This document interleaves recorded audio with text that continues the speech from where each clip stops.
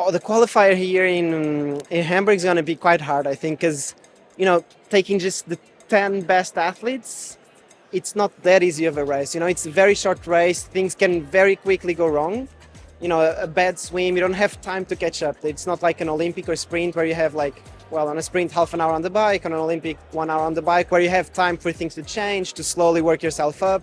It's really like if something goes wrong, you're out. That's pretty much my experience with Super League. It's about staying there in the front. You can never let them go. Just stay there.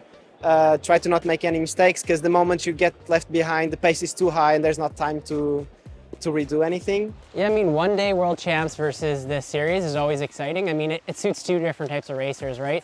The series suits a guy who can be really consistent and really strong over a full year period, which is very tough to do. It's tough to, manage a travel schedule, manage staying healthy. Versus one-day world championships, I mean, we can have someone you almost never even heard of step up on a day, which is kind of exciting.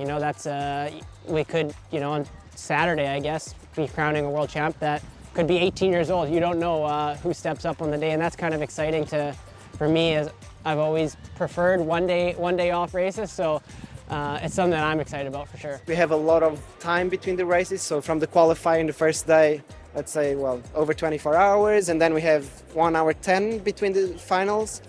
So at the moment for me, it's more trying to manage how the cool down, warm-ups, food, all of that is going to be kind of new for me.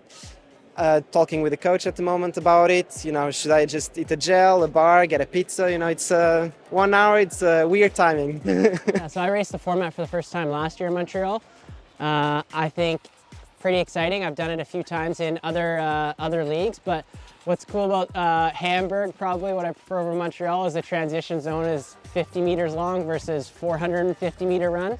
So the swim matters a little bit more. I think last year in Montreal you saw the runners, I could run, but the runners really gained back time on some of the strong swimmers. So I think it'll make it a bit more of a rounded triathlon this year in Hamburg. I'm excited to see how it plays out. I think the swim is going to be interesting with going through the tunnel so early, because it's quite narrow. So it's not a lot of people, but still 30 people within 100 meters maybe having to get together into that narrow tunnel might be a difficult situation where you can easily get left behind, or maybe get a little gap in the front. So a lot of new things for me. So it's not like I can know exactly what to expect. It's more like I want something good. I want to expect something good, but we'll see what happens. And I'm just trying to prepare to not make any mistakes. Yeah, I think you got to go into the semifinal thinking you're going to go as hard as you possibly can. If you don't have to, it's a bonus.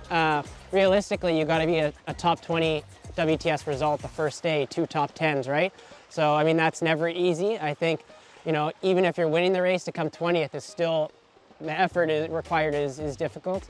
And usually if it's easing off, it's only in the last part of the run. So the swim and bike pace doesn't really change. You might ease off in the last part of the run if you're lucky. But yeah, I think looking at heat 1 for myself, I mean, I went down the list and it's going, fast runner, fast runner, fast runner, fast runner, fast runner.